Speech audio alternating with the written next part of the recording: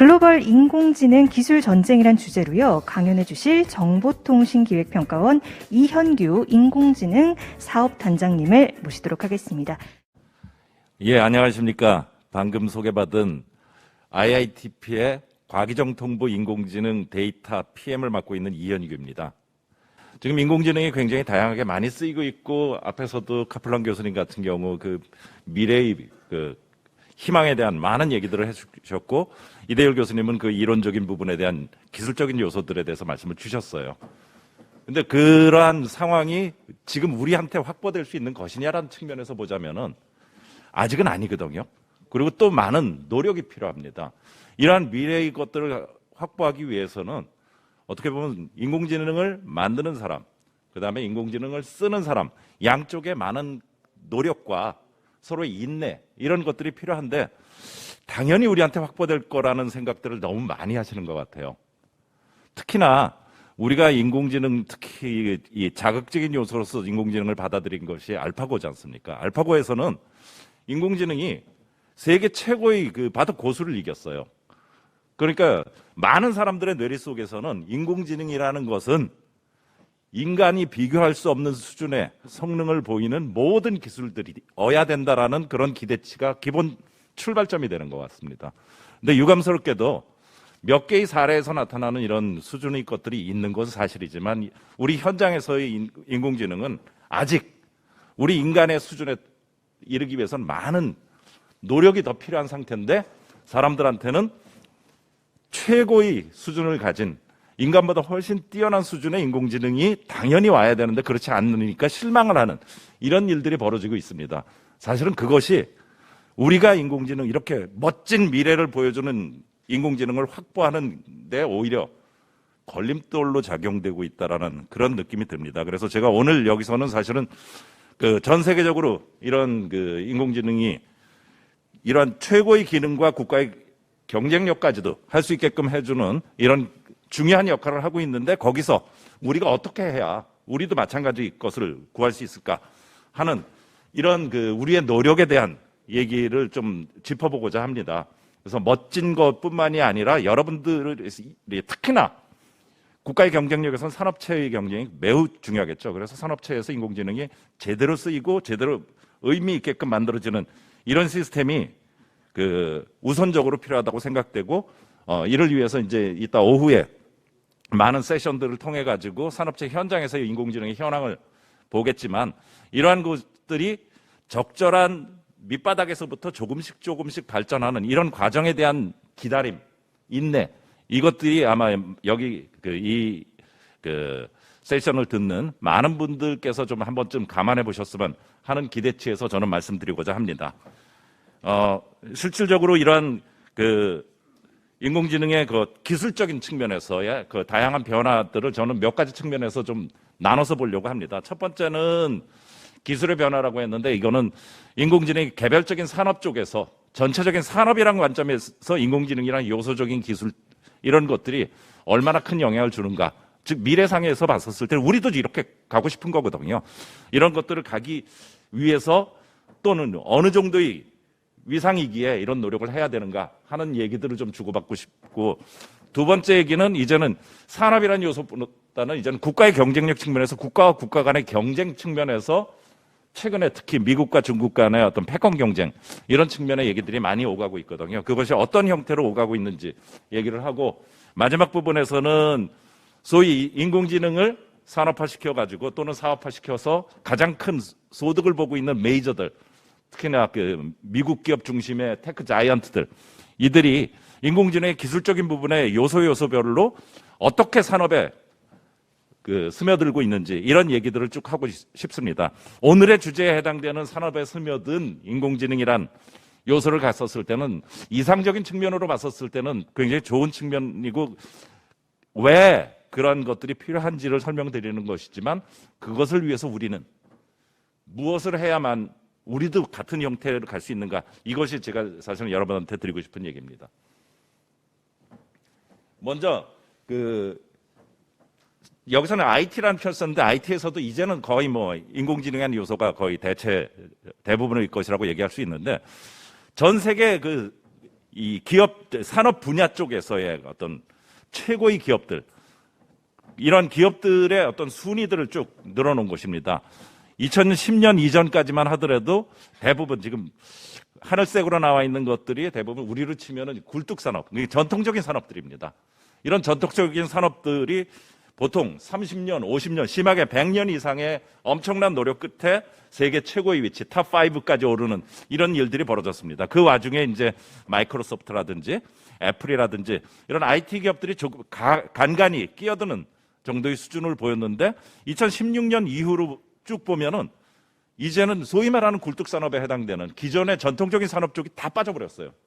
그리고는 주황색으로 보이고 있는 소위 말하는 IT 기업들이 탑5를 계속적으로 차지하고 있고, 여기서는 2018년까지 나오지만 이 마지막에 해당되는 5등에 해당되는 페이스북이 테슬라로 바뀐 현상만 바뀌고는 테슬라 역시 IT 기업입니다. 전체가 다 IT 기업이 전 세계 그 탑5를 계속 유지하고 이젠 그들 간의 순서가 바뀌고 그들의 매출의 규모 또는 이익의 규모만 늘어나는 그런 추세로 현재 나타나고 있는 것이 현상입니다. 이들이 이런 힘을 가지게 되는 역할 중에서 가장 큰 부분은 사용자 접점이었습니다. 데이터, 사람들이 생활하는 속에서 일어나고 있는 굉장히 많은 행동과 이런 요소들에서 사용자가 액션을 취했을 때 그것을 가장 빨리 취득할 수 있는 이런 것들이 사용자, 소위 말하는 사용자 접점에 해당하는 휴대폰이라든지 뭐 각종 그 단말이라든지 이런 것들을 통해서 하는데, 그 사용자 접점을 몇십 년 걸려서 한 것이 아니라 굉장히 짧은 시간 내에 이걸 이룩했다는 겁니다. 여기서는 지금 페이스북의 예를 보여주고 있는데, 페이스북의 왓츠앱 같은 경우도 한 4년 만에 4억 명에서 그런 그 액티브 사용자를 만들어내가지고 이 사용자들을 통해서 그들의 트렌드나 경향, 의도 이런 것들을 파악하면서 또 다른 형태의 먹거리를 요소로서 연결시키는 플랫폼을 완성시키는 이런 것들이 IT 기업들이 주로 가졌던 강점들인데, 이 강점들이 현재 모든 산업에서 가장 기본이 되고, 이들은 이렇게 해서 모은 돈을 가지고 또 다른 인공지능 기술의 새로운 것들을 연구개발함으로써 점점 기존 산업과는 차별화를 더 시키면서 수익성은 굉장히 늘어날 수 있는 그런 구조로 가고 있습니다. 이것이 그 개별적인 산업 분야 쪽으로 굳이 나눠서 보자면은, 예를 들어서 자동차 산업을 보죠. 전통적인 그 완성차 업체에 해당되는 벤츠 또는 렉서스, BMW 이런 것들이 있는데, 요즘 주로 어떤 얘기를 듣죠? 이제 우버, 테슬라, 구글 이런 얘기들이 나오고 있습니다. 우버 어때요? 자기가 자동차 만드는 회사가 아닙니다. 남이 가지고 있는 자동차를 가지고 자기가 수익화를 시킴으로써 최고 위치에 이른 회사고요. 테슬라, 전 세계 어느 자동차 완성차보다도 기업 가치에선 최고의 위치에 이미 등극했어요. 하지만 가장 많은 자동차를 판매하는 회사인가요? 가장 많은 매출을 일으키는 회사인가요? 그건 아니에요. 미래의 포텐셜 때문에 이렇게 된 거거든요. 시장의 규모, 시장의 가치 측면에서 기술적 리더십과 차별화를 통해 가지고 이 위치를 차지하고 있는 것이고, 실질적인 매출은 사실 완성차 업체가 대부분 가져가고 있는 것이 사실입니다. 그럼에도 불구하고 테슬라를 가장 중요한 꼭지로 할 수 있었던 건 그들의 차별화된 기술력이라는 요소 때문입니다. 여기에 더한 게 구글은 아예 자동차 근처도 가지 않았었어요. 근데 이들이 R&D 요소들을 자율자동차가 됐든 뭐 이 차량과 관련되는 굉장히 많은 부분에 AI 기술적인 요소들을 개발하고 이거를 특화를 시켰어요. 실질적으로 자율자동차 쪽에 관계되어 있는 특허에 굉장히 많은 포션, 뭐 예전에는 한 80%, 90% 얘기까지도 있었지만 특허를 거의 독점적으로 구글이 지금 가지고 있는 형태이기 때문에, 어떻게 보면은 미래의 자동차 시장에서 가장 큰 득을 보는 사람은 구글 같은 곳이 될 가능성이 큰 것이죠. 그런 것들이 지금 이 자동차 시장의 미래를 굉장히, 특히 완성차 업체에서는 어렵게 만드는 거고, 특정 뭐 유럽의 어떤 그 자동차 회사 회장님 같은 경우는 우리는 애플의 팍스콘 같은 역할을 하고 싶지 않다, 뭐 이런 식의 표현까지도 할 정도가 이제 자동차 세계 시장 쪽에서 나왔고, 그다음에 그 마트 쪽 보면은 뭐 월마트, 그다음에 코스트코라든지 또 타겟 뭐 등등 정통적인 이 쇼핑 센터들이 있었어요. 근데 요즘 나오는 건 뭐죠? 아마존 얘기면은 이제 전 세계 이미 끌고 가고 있고, 거기에 이제 알리바바가 다시 중국을 중심으로 해서 동남아, 이젠 글로벌 시장 진출까지도 계속 얘기를 하고 있습니다. 그런데 이들이 가졌던 거는 피지컬하게 이 쇼핑의 몰을 만드는 형태가 아니라 온라인을 통해 가지고 전 세계에서 가장 큰 규모와 가장 큰 판매를 일으키고, 심하게 알리바바 같은 경우는 뭐 11월 11일 이런 광군제 행사를 통해서 그 순간에 일으키는 매출액이 우리가 상상할 수 없는 숫자의 그 매출액까지도 일으키고 있습니다. 물론 너무 심하게 커서 최근에는 지금 알리바바 같은 경우는 엔트 파이낸스라든지 이런 알리페이에 관련되는 요소를 엄청나게 놀란 규모의 IPO를 하려고 준비를 했었지만 중국 정부의 그 방해로 인해 제재로 인해 가지고 중간에 멈추는 이런 일도 실제로 있지만, 어쨌든 우리가 상상하기 어려운 규모 쪽의 그 비즈니스를 일으키고 있습니다. 그 다음에 결제와 관련 경우도 전통적인 카드 비즈니스에서 이제는 페이팔이라든지 알리페이라든지 이런 것들이 등장하고 있고, 그러니까 소위 말하는 우리 간편 결제에서부터 월릿이라는 이런 요소들을 통해서 사용자들이 돈의 흐름의 모든 곳에서 마지막 부분을 다 감시하거나 살펴볼 수 있는 이런 요소들을 차지하고 있습니다. 방송 마찬가지로 컴캐스트라든지 버라이전 이런 요소들에서 이제는 넷플릭스와 유튜브가 등장하고 있고, 지금의 경쟁은 이제 넷플릭스조차도 유튜브에 의해서 경쟁을 할 수밖에 없는 위치고, 그를 두려워하는 그런 상황까지 가고 있습니다. 실질적으로 우리 뭐 골든아워라고 생각하는 저녁 식사 후에 뉴스 시간 7시, 8시간 요 골든아워 때에 시청률 관점으로 치면 최고의 1등이 지금 유튜브에 해당됩니다. 그리고 유튜브에서는 이제는 단순히 조그마한 비디오 클립 수준에서 넘어서 이제 채널, 비디오 TV 채널까지도 이미 진출한 상태에 있습니다.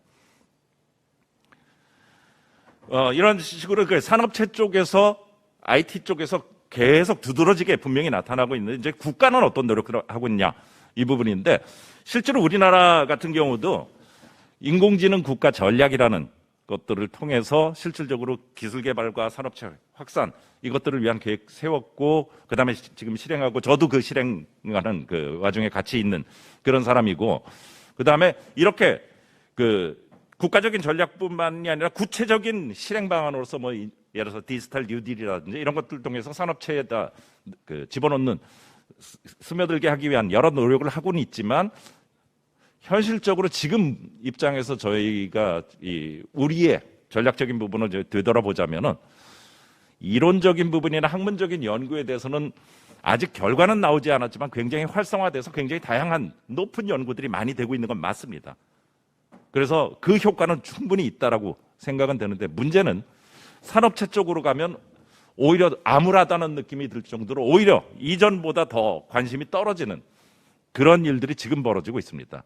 이 떨어지는 이유의 가장 큰 건 아까 제가 초반에 말씀드렸듯이 인공지능 기술에 대한 지나친 기대감, 얘는 인간보다 훨씬 뛰어난 알파고와 같은 형태의 것이 아니라면 인공지능이 아니야라는 것이 수요층의 기대치인데, 전혀 지금 아직 그 수준이 안 되거든요. 그러다 보니까 이건 안 써라는 그 역으로의 반응이 훨씬 더 일어나는 그런 형태입니다. 그래서 이것들을 어떻게 깨우치고 의미 있게끔 사람들한테 진짜로 인공지능이 효과적이고 우리의 그 매출이든 이 사업적인 성공에 큰 기여를 할 수 있다는 걸 몸으로 느낄 수 있게끔 하는 사례가 되게 아주 많이 필요한 거고, 오후에 이어지는 세션 쪽에 발표하는 분들이 그런 것에 선봉에 있는 그런 분들이라고 생각하면 될 것 같습니다. 그중에 이제 국가적인 측면에서 이렇게 여러 가지 우리도 이런 노력을 하고 있는데, 이런 노력의 시작은 결국은 미국이라는 곳에서 일이 시작됐습니다. 근데 요즘은 미국과 중국과의 패권 경쟁이라는 형태의 얘기로 참 많이 내려고 있는데, 실제로 인공지능 기술적인 부분에서의 또는 시장이라는 부분에서 최고의 국가는 어디냐 이런 질문들 참 많이 받는데, 되게 많은 쪽에서 얘기하는 것이 미국과 중국이 약 5대 비슷비슷한 수준인 거고 나머지들라고 생각합니다. 우리 지금 여러 곳에서 우리나라 수준은 얼마냐고 발표했을 때 뭐 4등, 5등, 7등 이런 얘기 참 많이 하잖아요. 저는 의미 없다고 생각해요. 실제로 1등, 앞서거니 뒤서거니 하는 미국과 중국 빼고 나머지 디아더스의 수준으로 보시는 게 좋지, 3등이냐, 6등이냐, 7등이냐 이거 아무 의미 없습니다. 실질적으로 우리의 파워가 얼마나 되느냐 이 노력이 중요한 거고, 우리는 아직 이런 부분에서 상당 부분 많은 노력들이 효과가 이제 조금 나타나려고 하고 있지만, 현장에서는 오히려 더 거꾸로 가는 듯한 그런 느낌이 들고 있는 상황입니다. 실질적으로 그 중에서 이제 미국이라는 곳과 중국이라는 곳을 굳이 패권 경쟁이니 뭐 이렇게까지 얘기하는 이유 중에 하나는 미국은 분명한 거는 이론적인 부분이나 뭔가 연구라든지 새로운 것들을 탐구하는 부분에서는 굉장히 앞서가고 있는 것이 맞습니다. 그래서 논문에서부터 특허 뭐 등등등 여러 가지 요소에서 최고 위치에 가고 있는 그런 상황인데 중국을 이 미국이랑 비교해서 치면 그런 새로운 것들을 만들어내는 것에서의 우수성은 상대적으로는 좀 뒤져 보입니다. 근데 최근에는 또 그것도 굉장히 많이 쫓아왔고요. 그런데 이들이 가진 파워는 뭐냐면은 이렇게 만들어진 이론적인 부분을 현장에서 쓸 수 있는 상용화된 기술로 만드는 데는 탁월한 능력을 가진 것이 바로 중국입니다. 우리는 어때야 될까를 생각하면은 사실은 우리도 산업적인 측면에서 보면 현장이라는 요소가 더 우선적이 되어야 되는데 아직 우리는 준비가 좀 덜 된 느낌이 듭니다. 그중에 미국이 이런 것에서 리더십을 취할 수 있게 되었던 요소 중에 제일 큰 거는 개방형 정책이에요. 뭐 우리 오픈 소스도 얘기하고 뭐 이런 얘기를 하지만 여기서 말하는 그 개방형 정책의 핵심은 인공지능에 필요한 여러 가지 수단, 툴, 뭐 우리가 프레임워크라고 얘기하는 뭐 텐서플로우 같은 거 이거 다 공개, 소스까지 다 공개하고 있습니다. 누구나 다 볼 수 있고 누구나 다 그것을 사용해서 인공지능에 훈련도 시키고 새로운 인퍼런스도 할 수 있는 엔진도 만들 수 있게끔 했습니다. 그러니까 실질적으로 이 프레임워크를 만드는 행위 자체는 굉장히 쉽지 않고 난이도가 좀 높은 부분이고 성능을 내는 데 어려움을 가진 건데 굳이 그건 내가 왜 만들어? 그러니까 나 갖다 쓸래 하는 순간 우리는 우리 데이터와 우리가 생각한 아이디어에 해당되는 모델들을 텐서플로우라는 것에서 넣어서 수행하라고 그 데이터와 모델들은 당연히 텐서플로우, 구글이라는 곳에서는 자연스럽게 계속 수집을 할 수 있는 요소로 가져갑니다.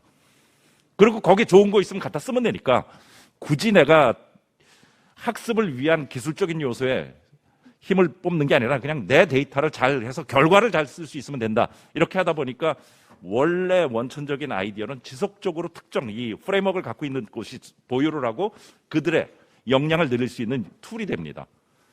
그리고 능력적으로 아직 뭐 AI에 대해서 기술적 축적도 안 돼 있는 상황에서 그걸 만들려고 노력할 이유도 별로 없다 보니까 후발주자 입장에서는 계속 그거를 쓸 수밖에 없는 기술적 종속성 문제가 여기서 발생하고 있는 것입니다. 여기에 한 가지 더 데이터 개방 문제도 우리도 뭐 오픈 데이터 오픈이니 뭐 공공 데이터 오픈이니 여러 가지 얘기하고 있지만 여기 같은 뭐 예를 들어서 의료 데이터 메신방계 같은 경우 웹사이트에서 쉽게 지금도 우리도 구할 수 있는 상황입니다. 그리고 이런 것들을 공식적으로 오픈하는 다양한 채널들이 존재해요. 그래서 이걸 통해서 데이터도 갖고 오고 남들이 만들었다는 굉장히 좋은 뭐 캐글에서 1등에서 10등까지 했다는 알고리즘 같은 것도 쉽게 그냥 갖다가 쓸 수 있는 이런 구조를 만들어놔서 지속적으로 우리도 쓸 수밖에 없고 그들을 이용할 수밖에 없는 그런 구조로 만들고 있습니다. 그 와중에 이들이 수익이라는 요소, 수익 없이 개방형이라는 것도 무조건 열어준다는 게 아니잖아요. 수익이라는 요소는 첫 번째거든요. 정부 측면에서는 수익의 요소의 가장 충고로 프론티어라고 여기겠던 하드웨어적인, 즉 슈퍼컴퓨터라든지 GPU를 하는 클러스터라든지 이런 식의 하드웨어적인 인프라적인 부분에서는 수익성은 내가 다 가져가겠다 하면서 이제 그쪽에 기술적인 부분은 적극적으로 투자를 하고 있고 그 다음에 생태계에 관련한 거는 민간에 일방적으로 맡겨놓으면서 최대한 공개적으로 하면서 공개로 인해서 발생한 엄청난 DB와 데이터와 이것들을 묶어서 다시 상품화를 시켜버렸어요. 여기 오토ML이니 이런 표현이라는 것들이 바로 많은 사람들이 연습을 통해서 또는 훈련을 하기 위해서 썼던 데이터와 알고리즘에 해당되는 모델들 이것들을 역으로 잘 모르는 사람들한테 너 이거 쓰면 돼 하고 자동으로 훈련시켜서 그 인퍼런스 엔진을 준다든지 이런 요소의 상품으로 요소 데이터로 쓰이고 있는 것입니다. 그러니까 그런 것들을 통해서 지금까지 공짜로 줬는데 공짜로 준 것으로 얻어진 데이터가 또다시 상품화되는 이거를 우리 지금 아마 모바일 쪽에서의 OS 측면으로 아마 비교해도 될 것 같아요. 안드로이드라는 것이 있는데 안드로이드 오픈 소스잖아요. 그런데 안드로이드를 돌리다 보면 거기에 많은 어플리케이션들이 있지 않습니까? 그 어플리케이션들은 또 다른 수익, 그 어플리케이션 만드는 곳의 수익 모델이 되다 보니까 많은 사람들이 그걸 만들고 만드는 거를 많은 사람한테 노출시키기 위해서 구글 플레이에다 올리잖아요. 바로 구글 플레이가 여기서 여러분 오토 ML과 같은 역할을 하는 거예요. 그러니까 애android는 무상으로 거의 개방형으로 뿌려버리지만 거기서 쓸 애플리케이션에서 생각일 수 있는 수익성에 관련되는 요소를 앱스토어와 같은 이런 곳을 통해 가지고 판매를 하고 판매에 약간 제약을 주고 수익성을 중간에 어떤 수수료를 받는다든지 이런 거를 통해서 수익 사업을 자기 기술을 안 들이고 할 수 있는 생태계만 가지고 한 것들이 AI에서도 동일하게 지금 나타나고 있는 겁니다. 그것이 미국 쪽에서 지금 정부와 민간이 함께 하고 있는 방식이고 중국도 사실은 미국 방식을 똑같이 했고 거기 쫓아 했었던 건 맞아요. 근데 그렇게 하다 보니까 쌓이는 게 미국을 도와주는 그런 형태라는 걸 이제 뼈저리게 느끼면서 이거를 중국이란 범위 내로 좀 제약시킬 방법은 없을까 한 게 이제 중국이 취했던 방식입니다. 그래서 여기도 마찬가지로 프론티어 전략과 개방형 전략은 동일합니다. 단 그 개방이란 부분에 제약을 뒀어요. 중국이라는 테두리 내에서의 개방인 거고 중국을 벗어나는 순간은 없다. 그래서 소위 말하는 데이터 블록화라는 형태를 통해서 내부와 외부를 구분했고 내부에서 발생하는 많은 형태의 생태계 데이터들, 이 데이터들을 최대한 많은 중국 기업들이 쓸 수 있게끔 해주자 하는 의미에서 여기처럼 15개 분야의 플랫폼을 지정하고 잘하는 기업들한테 이 플랫폼을 만들어서 API로 중국 기업들한테 쓸 수 있게끔 해줘라 한 겁니다.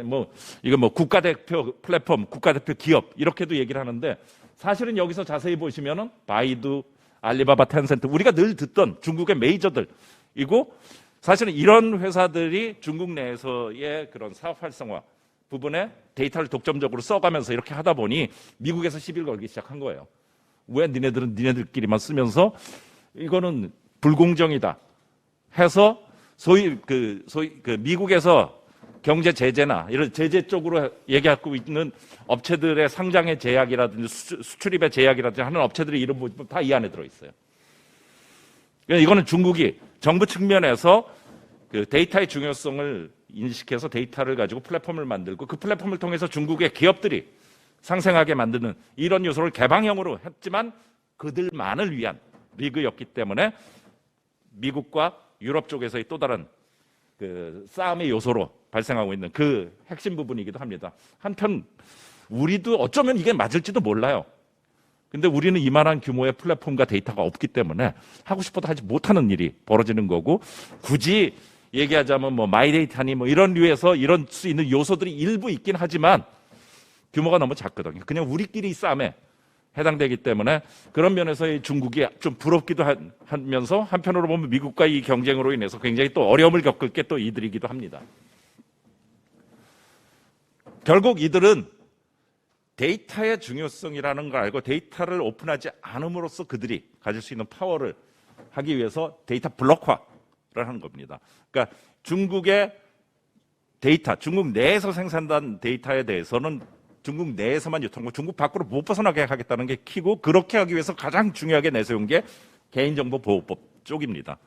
개인정보 보호는 사실은 굉장히 많은 데이터에서 키 역할을 하기 때문에 그것들을 엮는다든지 할 때 가장 중요한 역할을 하거든요. 그걸 함부로 외국 기업은 다루지를 못하게 만들어버린 거예요. 그래서 그 데이터들을 쓰기 위해서는 결국 중국 기업의 도움을 받을 수밖에 없는 그런 일들을 만들어 놓고 타이트한 관리를 하고 있는데 최근의 트렌드는 이제는 중국의 빅 자이언트들조차도 이제 이 제약에 들어가기 시작했어요. 아마도 그거는 이제 공산당 쪽에서의 이 하고자 하는 의도 쪽하고 이들이 통제가 잘 안 되는 부분에서 생긴 괴리라고 생각하는데 아무튼 이런 그 블록화를 통해서 그들의 산업과 그들의 스타트업 기업들을 확산시키는 그런 데 굉장히 큰 역할을 했습니다. 지금 마지막 부분으로 얘기할 부분은 이제 앞으로 뒤에서도 이어지겠지만 각 산업 영역별로 우리의 그 많은 기업들이 역할들을 하고 있는데 테크 자이언트들이 직접 나서서 몇몇 산업 부분에 대해서는 미국에서 그렇게 진행을 하고 있어요. 그래서 그것들이 어떻게 하고 전략적으로 어떻게 하고 있는지에 대한 얘기를 좀 드리고자 합니다. 먼저 음성이라고 제가 표현했는데 사실은 말만 음성인 거지 언어 처리라고 그냥 이해하십시오. 음성의 인식과 합성 또 자연어 처리 이런 것까지를 다 합친 영역이라고 보면 됩니다. 실제로 이쪽은 아마존과 구글의 대결 구도를 보는 게 가장 그 외에 여러 가지 있지만 그게 가장 무난할 것 같고요. 구글 같은 경우는 가장 중요한 게 자연어 처리의 강점, 특히나 머신 트랜스, 이게 기계 번역이라는 요소들을 통해서 전 세계 국가들에 대한 것들을 쉽게 번역이라는 행위를 통해서 원래 원문을 쉽게 취득할 수 있는 구조까지도 이미 갖고 있고 그들 언어 사이의 문화적 특성이라든지 이런 거를 취할 수 있는 그런 요소들을 갖고 있어요. 근데 아마존은 조금 달리 마케팅, 이게 쇼핑이라는 부분에서 시작하다 보니까 그러니까 쇼핑이라는 것들 쉽게 틀어줄 수 있는, 쉽게 이해해줄 수 있는 툴로서의 알렉사, 그러니까 인공지능 스피커를 통한 그 확장, 이 부분에 좀 더 신경을 쓰면서 그 인공지능 스피커의 사용 영역을 집이라는 곳에서 이제 자동차 등등등 사용자들이 많이 존재하는 공간 내에서 활용할 수 있는 이런 영역 쪽으로 끌고 가는 것이 현재 상황이고, 마이크로소프트나 애플 등등등도 노력하고 있는데 그중에 특히 애플 같은 경우는 개인정보 보호라는 이슈를 통해서 예를 들어서 쉬리 같은 거를 인터넷이 없이도 쉬리가 동작할 수 있게끔 만들겠다. 그래서 네 정보를 휴대폰에서 절대로 클라우드나 이쪽으로 가져가지 않고 너의 폰 내에서 모든 거 프로세싱해서 원하는 거 다 해줄 수 있겠다 하는 것들을 키로 세워서 그들의 차별점으로 지금 끌고 가고 있는 그런 상황입니다. 근데 우리 입장에서는 우리도 똑같이 이들과 생각하는 전 세계 나라의 언어를 다루고 이런 경쟁을 해야 될 것인가, 하지 말라고 얘기할 수는 없어요. 근데 우리한테는 한글이라는 특수한 우리만의 언어가 있거든요. 적어도 한글에 들어가는 기술적인 부분은 세계 1등은 한국이 맞습니다. 그런데 예를 들어서 한글이란 요소를 빼버리고 모든 언어에서 1등을 하자 하면서 새로운 기술을 추구하다 보면 어쩌면 한글 기술의 본이 제대로 된 발전에는 오히려 지장이 될 수도 있거든요. 지금 현재 우리 영어권에서 쓰는 음성 관련되는 솔루션은 나름대로 쓸만하다는 얘기 참 많이 듣잖아요. 근데 우리의 한글 음성 또는 언어 솔루션은 어때요? 그런 얘기 별로 안 들어요. 왜 이렇게 후졌어? 뭐 이런 얘기 참 많이 듣잖아요.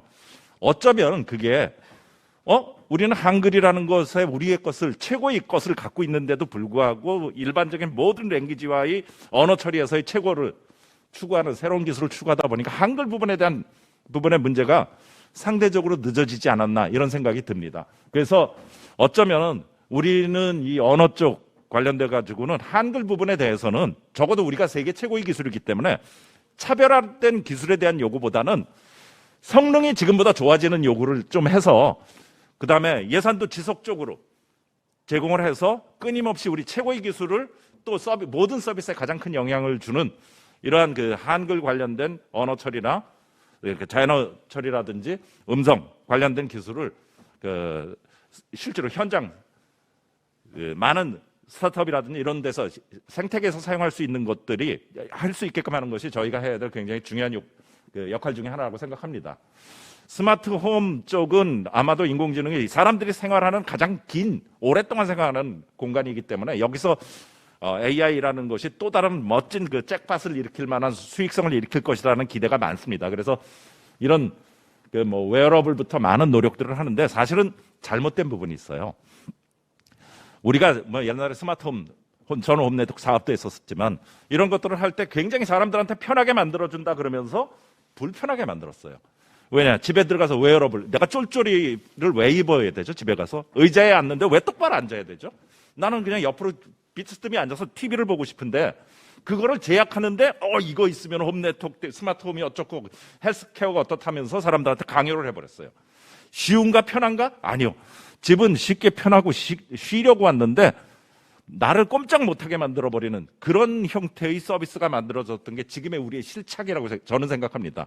그래서 실제로는 AI의 카메라라든지 이런 것들을 사람들한테 신경 안 써도 알아서 해줄 수 있는 이런 형태의 것들이 필요한데 우리는 정교하게 서비스를 만든다는 그런 요소로 이 부분을 좀 대응을 못했다고 생각합니다. 근데 현재 구글이나 페이스북을 보시면은 직원들을 위한 주택을 만들어서 그 안에 시설이 돼서 서비스를 쓸 수 있게끔 하는 그런 구조로 가고 있으면서 자연스럽게 사람들한테 제약을 주지 않으면서 서비스를 받을 수 있는 그런 방향으로 가고 있는 것이 스마트홈 쪽입니다. 그다음에 헬스케어 쪽은 사실은 나와바리 문제 때문에 굉장히 힘든데 애플 같은 경우는 주로 하드웨어 쪽이다 보니까 환자가 병원에 가기 전까지 모든 거 내가 책임지겠다는 식으로 하고 있고 아마존 같은 경우는 사실 물류 유통망을 이용해서 약이라든지 이런 것들의 환자라든지 이들이 오가는 물건이나 서비스에 집중을 하고 있는 그런 형태입니다. 애플에서의 하드웨어는 뭐 앞에서 말씀드렸듯이 주로 노인들의 이제는 하드웨어들이 IoT를 이용한 하드웨어들이 많은 의미 있는 성과는 보였지만 많은 사람들이 직접 쓰는 그다음에 꼭 필요하다는 느낌을 주지는 못했는데 그게 와치가 그런 역할로 점점 다가가고 있는 그런 형태가 되고요. 그다음에 아마존의 물류 쪽은 전반적으로 온라인 약국부터 시작해서 물류 유통에 해당되는 쿨체인까지 만들고 그다음에 환자들, 기저질환자들 120만 명짜리 회사까지 만들었어요. 그들이 주인이면서 테스트베드까지 될 수 있는 이런 형태를 통해 가지고 사업을 확장하고 있는 것이 아마존에 해당되는 겁니다. 마지막 금융 쪽 같은 경우는 실제로 아까 사용자 접점에 해당되는 통로를 통해서 사용자가 거래라든지 이런 걸 할 때 필요한 요소들을 수익 사업으로 집어넣고 있는데 그중에 가장 중요한 것이 바로 그 페이먼트 쪽 관련되는 것, 대출과 관련된 이런 쪽으로 주로 집중을 하고 있습니다. 그 주 관심 영역은 보시듯이 페이먼트에 관련되는 부분 쪽, 그다음에 인슈어, 그러니까 보험도 많이 되고 있는데 어저께 신문 보니까 네이버, 카카오 주가 팍 떨어졌다는 게 이제 금융의 우리 또 다른 규제로 인해서 잘 나가던 게 이제 꺼지고 있는 그런 상황으로 가고 있고 실질적인 기술의 핵심은 절대 안 놓치겠다고 하면서 들어간 게 페이먼트와 대출의 두 가지 지불과 대출이라는 요소에 가장 큰 무게를 두고 있습니다. 그리고 그 중에 이제 쇼핑 가장 앞서 있는 쇼핑의 그 아마존 같은 경우는 아마존 사이트에 온갖 금융에 필요한 기술적인 펑셔널한 부분을 다 제공을 해주다가 이제는 남들 거 소싱한 게 이제는 자기가 만들어서 자기가 집어넣는 그런 구조로 가고 있고요. 그다음에 특히나 엄청나게 많은 그 기업의 능력과 그다음에 잠재 가치를 보고 수익을 올릴 수 있도록 하기 위해 가지고 대출이라는 거를 참여한 업체들한테 대출을 해주고 자동으로 회수를 할 수 있는 그런 체계를 통해서 대출 사업을 하고 있는 상황입니다. 그다음에 마지막 부분으로 바로 넘어가겠습니다. 애플도 역시 애플 카드나 애플페이를 통해서 이제 시장을 지배하려고 하고 있고 구글 같은 경우는 시작을 인도라는 곳에서 G페이를 통해서 시작을 해가지고 점차 세계적으로 넓혀가는 그런 상황입니다. 예. 그리고 마지막으로 친 그 금융이라는 측면에서의 그 앞으로 어떻게 될 것이냐 하는 거는 실질적으로 금융은 지금 우리 국내에서 벌어지듯이 핀테크니 뭐 이런 요소를 통해서 단순히 돈만 오고 가는 것뿐만 아니라 새로운 상품부터 시작해서 온갖 영역에 다 끼어들고 있고요. 그들이 보는 관점에서는 엔드유저 접점은 이미 갖고 있는 상태다 보니까 이제부터는 이 접점에 가장 큰 이해관계가 있는 사람은 파트너들, 그러니까 물건을 만들어서 팔고자 하는 사람들, 이런 사람들한테 뭔가 페이버를 그 사람이 나한테 모이게끔 하는 그런 데 신경을 쓰고 있어서 판매자 쪽에 편의성을 주면서 그들이 나한테 몰려들게끔 하는 그런 기술적인 부분과 최종적으로 페이먼트에 빌링을 하는 이 기술 쪽에 집중을 하고 있고 아마 우리도 그런 노력들을 하고 있다고 보고 있습니다. 아마 여기 오늘 듣고 계신 분들한테 꼭 듣고 싶은 게 AI 기술의 현장 적용은 아직 우리 인내가 많이 필요합니다. 지금 인간 수준의 최고는 우리가 지향점인 것이지 지금 완성된 것이 아니거든요. 그래서 뒤에 이어지는 산업체 현장 적용하는 많은 분들의 얘기를 들어보시면서 그분들이 선도에 서서 하는데 그것들이 의미를 가지기 위한 시간과 고통 부분에 그 수요자 쪽에서 많은 참여를 해주셨으면 감사드리겠습니다. 감사합니다.